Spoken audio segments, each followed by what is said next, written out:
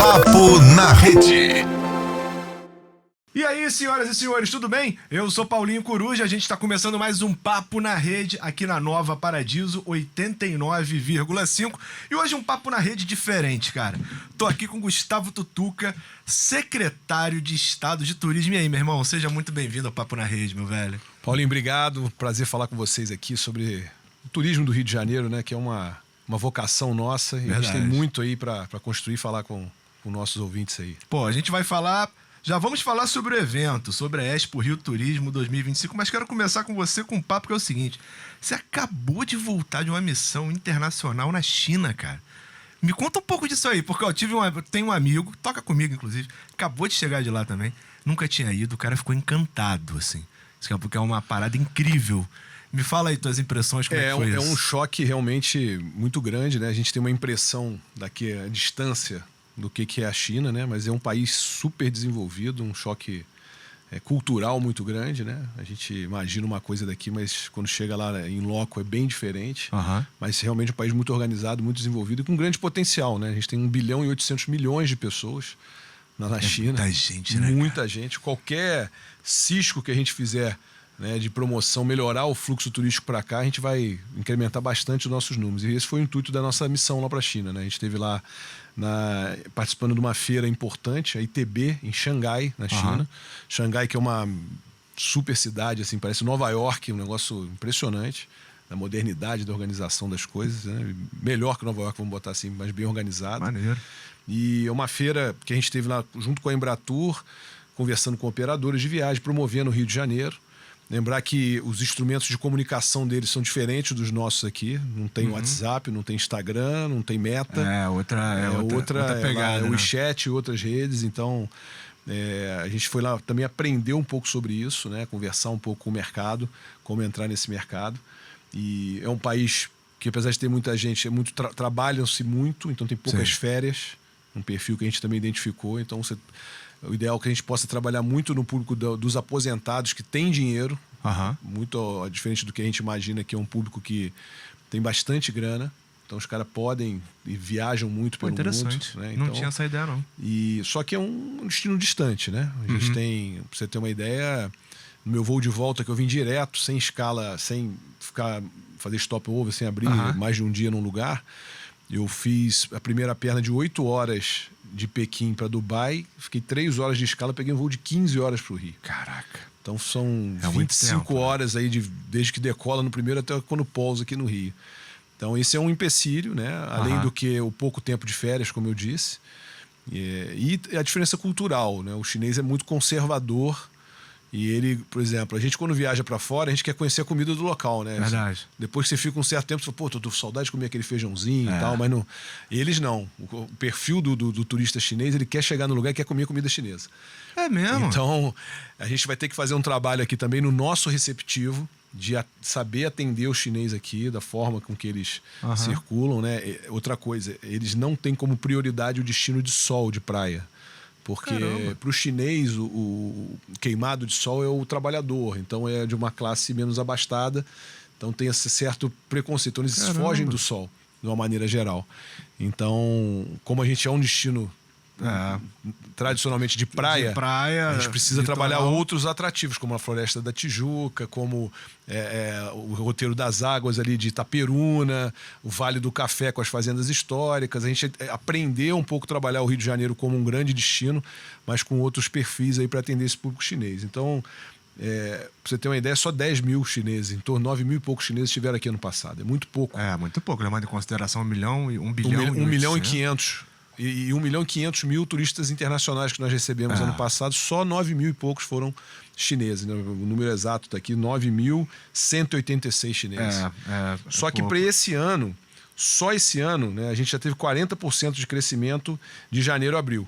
Então, o período janeiro-abril desse ano, comparado com o ano passado, a gente conseguiu já um incremento de 40%. Então, isso mostra que é um mercado em expansão e que a gente precisa trabalhar muito lá. E, então, a gente está muito animado com essa perspectiva de trabalhar esse mercado chinês que o estado do Rio nunca trabalhou. Então, é uma coisa inovadora que a gente está fazendo pela primeira vez. Pô, muito bom, o momento é agora. E aí, amanhã, começa a Expo Rio Turismo, que é o maior evento do setor no estado. que o público pode esperar aí, cara? O que vai acontecer na Expo Rio? Faz um raio-x pra gente. A Expo Rio é um evento da Secretaria de Estado de Turismo, que é a 4ª edição. A gente identificou, logo da nossa chegada na gestão na Secretaria, lá em novembro de 2020, a gente pegou ainda a saída da pandemia, muita dificuldade para o setor do turismo, mas a gente identificou a falta de um evento, uma feira, que fizesse a promoção do turismo de proximidade. Né? Porque o maior cliente do turista, do equipamento turístico, dos hotéis do interior do Rio de Janeiro, são os moradores da capital do Rio de Janeiro. Sim. Então a gente não tinha uma grande feira que o interior pudesse se vender aqui para a capital. Então a gente desenhou essa Expo Rio Turismo, que está na 4ª edição. A gente tem ali os municípios das 12 regiões turísticas do estado. Legal. São 92 municípios. A gente deve ter uma representatividade ali de quase 90 municípios presentes com seus atrativos, sua gastronomia, seu artesanato, suas apresentações culturais. Tudo isso acontece o dia inteiro ali no Lagum. Vai começar agora quinta-feira, vai do dia 5 ao dia 8. A gente fica do dia 5 ao dia 8 ali no Lagum. Então passa o dia inteiro com apresentações culturais, artesanato, gastronomia, os municípios ali expondo os atrativos. E à noite a gente tem um grande show, né, de artistas aqui do Rio de Janeiro para brilhantar ainda mais essa festa. Né? A gente tem amanhã abertura... o Thiago Martins. Exatamente, está aqui, vou pegar uma colinha aqui para a gente não errar. Sexta-feira, Serjão Lorosa. Isso. Sábado, Tony Garrido. E domingo fecha com o Diogo Nogueira. Fecha com o Diogo Nogueira, que se for amigo de todo mundo, leva a Paola Oliveira também, por favor, cara. É um casal atração, né? É um casal atração, né? Grandes amigos. E é curioso, cara, que assim, você falou sobre essa representatividade do interior aqui para o Rio de Janeiro. O quanto a gente explora muito pouco. A gente, que eu digo, turista. Eu mesmo sou uma pessoa que vou muito pouco ao interior. Vou muito mais para região dos lagos, por exemplo. Exploro pouco essa Costa Verde, a Serra. E é importante trazer isso aqui até pra gente descobrir também, porque é um estado grande, né? Eu imagino o trabalho hercúleo que você não tem por conta de ser um estado grande, tem que reunir isso tudo, né? A gente tem justamente na Secretaria de Estado esse trabalho de promover essas 12 regiões, né? Você equilibrar aí essa promoção. Alguns destinos já são mais consolidados, como você disse, né? A região dos lagos, que pra gente tecnicamente é Costa do Sol. Mas você tem a Costa Verde também ali, Angra, Paraty, Mangaratiba, Itaguaí, que já são destinos consolidados ali de resort, de turismo náutico, de praia e de natureza de uma forma geral. Sim. Você tem a Serra aqui de Petrópolis, que também tem um fluxo importante e já consolidado até internacionalmente, né, esses destinos, mas tem muita coisa pelo estado. Cada um com a sua vocação. E a gente tem que lembrar que o que ajudou a melhorar esse fluxo turístico para o interior foi a pandemia. Porque o que acontece? Vamos relembrar aqui, né? A pandemia, as pessoas esquecem até 3, 4 anos atrás, a gente estava todo mundo de máscara, sem poder circular. Eu não esqueço, porque o meu caso de Covid difícil. foi muito grave. Imagino. O meu foi o caso mais grave de toda a América, então eu acabo não esquecendo. Olha isso. Então, as pessoas, às vezes, como eu falei, esquecem. Sim. E foi recente.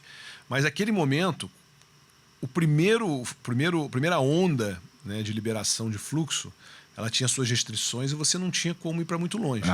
Então as famílias começaram a circular com o seu próprio veículo, né, indo para locais que tinham uma segurança sanitária, um controle sanitário, e começou-se a fazer o turismo de proximidade. Aí o Rio de Janeiro ficou muito privilegiado, porque a gente tem regiões que se conectam com os maiores mercados emissores do país. A gente tem a capital, o Rio de Janeiro, a região metropolitana, São Paulo aqui do lado, e Minas Gerais. Então são 3 dos maiores mercados emissores de turistas.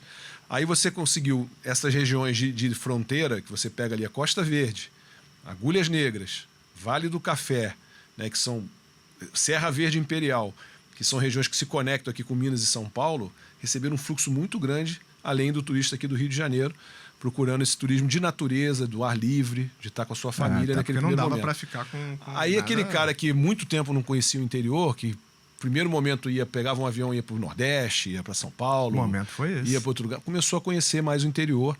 Isso qualificou os destinos, né? Quando você tem um fluxo maior, o restaurante melhora o seu atendimento. Verdade. Abrem mais empreendimentos de qualidade. Então, o interior do Rio de Janeiro se qualificou muito.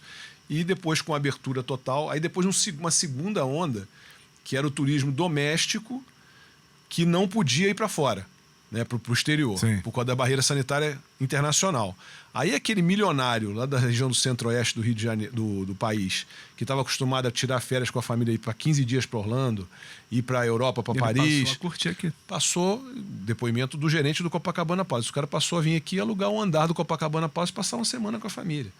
E aí redescobriu a capital também, o Rio de Janeiro. Que maneiro. Então essa onda de pós-pandemia foi muito positiva para o Rio de Janeiro. A gente fez um trabalho de promoção muito forte, a gente fez um investimento em promoção muito forte, que é difícil, né? A gente, quanto poder público, fazer investimento em publicidade fora do Estado, para divulgar o nosso Estado. E o governador tomou essa decisão, o governador Cláudio Castro apostou muito nisso. E a gente conseguiu se consolidar, né? Porque o Rio de Janeiro sempre teve essa posição do destino turístico mais importante do país. Então a gente. E agora ampliando para o turismo internacional com a nossa volta do Galeão. É um trabalho de longo tempo que está funcionando, graças a Deus. Muito bom. E aí, ainda continuando aqui na Expo, quem quer ir à Expo, como é que faz? A gente tem um outro tópico para falar aqui que vocês vão ficar amarradões, mas vamos manter na Expo aqui por enquanto. Lembrando, do dia 5 ao dia 8 de junho agora, de quinta a domingo, a gente vai ter Expo Rio Turismo, vai ser ali no Lagum. Quem quiser se inscrever, o acesso é gratuito. exporioturismo.com.br, é só acessar o site, fazer a sua inscrição, pegar o QR Code e acessar lá na porta. exporioturismo.com.br. exporioturismo.com.br. Agora vamos lá. Agora ficou maneiro.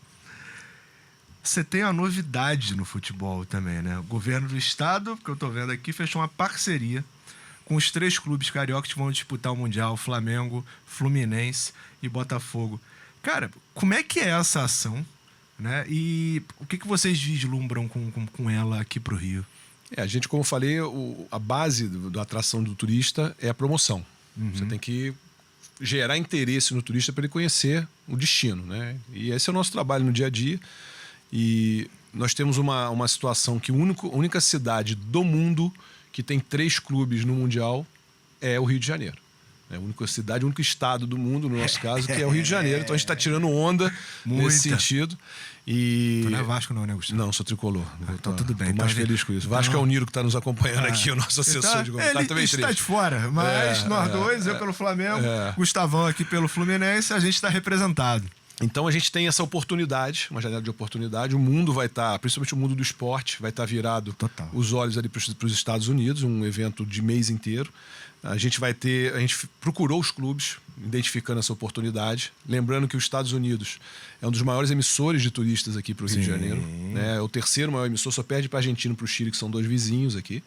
Mas é o que mais deixa dinheiro, porque o ticket médio deles é mais alto, gasta mais aqui o americano. Então é um público importante para a gente faz muita ação de promoção. E você ter, durante esse evento, 3 clubes com a cara do Rio de Janeiro, e a gente tem que lembrar, como você falou, vindo da China agora. Você chega na China e fala assim: Brasil, futebol, samba, carnaval. É o carro-chefe. É o carro-chefe. Então você proporcionar durante esse período lá uma campanha de mídia, você ter as casas dos clubes que vão estar ativadas, que não vão receber só os torcedores do Flamengo, Fluminense e Botafogo, pelo contrário. Todo mundo se mistura ali. Torcedor do mundo inteiro. Sim. O torcedor do Borussia Dortmund, que vai estar lá em Nova York por causa do jogo com o Fluminense, vai estar circulando pela cidade, vai ter curiosidade de conhecer a casa do Fluminense e vai conhecer mais do Rio de Janeiro. Então a gente está fazendo essas ações de promoção com os clubes. A casa do Fluminense em Nova York e Miami, a gente vai ter lá ações promocionais. Vamos convidar os agentes de viagens, os operadores de viagens, que a gente já fez trabalho lá nos Estados Unidos para conhecer, para ter um momento ali de conhecer um pouco dessa cultura do futebol. Vai estar lá na casa do Fluminense, do Flamengo e do Botafogo. O Fluminense faz Nova York e Miami, um espaço em Nova York e depois, na segunda semana, um espaço em Miami. O Flamengo optou por fazer em Orlando, durante os 15 dias iniciais. Vai ter uma casa ali no Epic, que é um local icônico, onde tem aquela roda gigante. Aquele shopping embaixo vai estar todo ativado de Flamengo e Rio de Janeiro. Nós vamos estar juntos nessa ação. E o Botafogo pegou um espaço em Venice Beach, em Los Angeles, que vai ser a base do Botafogo, que também vai estar ativando lá a marca Botafogo. Lembrando que o proprietário do Botafogo é americano, é um cara conhecido no esporte lá. Então é aproveitar esse momento. A gente identificou essa oportunidade, vamos fazer esse investimento e vamos estar lá ativando a marca Rio de Janeiro para atrair mais o turista aqui para o nosso estado. Caraca, que maneiro. Agora, fechando aqui esse papo, pô, tu é um cara novo, cara. Tu é um cara novo, a gente estava conversando aqui, a gente tem a mesma idade e tá com uma responsa, porque assim, cara, secretário de Estado de Turismo é uma responsa muito grande para uma cidade que é uma das cidades mais importantes do mundo, que é o Rio de Janeiro, e aí você engloba todo o estado também. Como gerenciar esse tempo e aguentar essa pressão toda, tendo família, todo mundo ali? É muito complexo, cara, ser um secretário de turismo num local como o estado do Rio de Janeiro? No primeiro momento foi um grande desafio, né? Como a gente falou um pouco aqui, eu assumi a secretaria no meio da pandemia. Eu até brinquei com o governador na época, quando me convidou, falei, governador, eu pensei que você fosse meu amigo. Você me convida para ser secretário de turismo sem voo, sem hotel funcionando, sem evento, sem fluxo de pessoas. Mas ele realmente ele me convenceu pela aposta de fazer essa retomada, que seria muito forte. Então, ser secretário do Rio de Janeiro é um luxo. Eu brinco que se pudesse ser o cargo vitalício de secretário de turismo do Rio de Janeiro, eu me candidataria para continuar o resto da vida, porque realmente é muito prazeroso você vender um estado como o nosso, que tem a cidade do Rio de Janeiro como principal âncora, mas um estado tão diverso e que num raio aí de 3 horas e meia de carro, você conhece tanta coisa diferente.